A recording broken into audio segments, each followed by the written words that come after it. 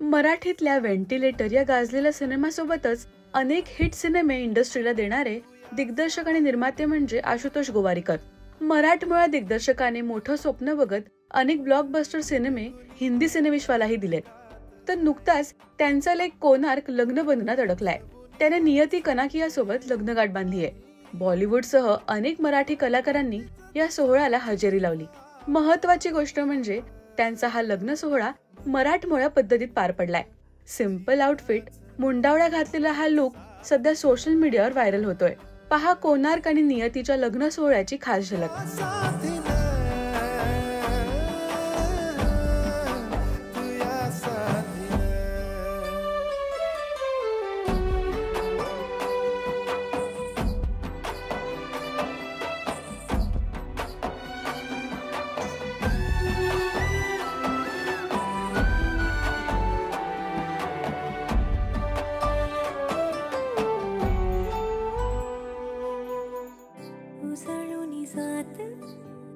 काळजाची वात ध्यास तू वास मैर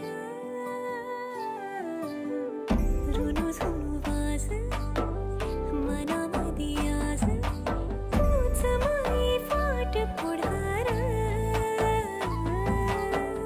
फुलातून जाई. अभिनेत्री सोनाली कुलकर्णी, सोनाली बेंद्रे, आमिर खान, पूजा हेगडे यांच्यासोबत अनेक कलाकारांनी या सोहळ्याला हजेरी लावली.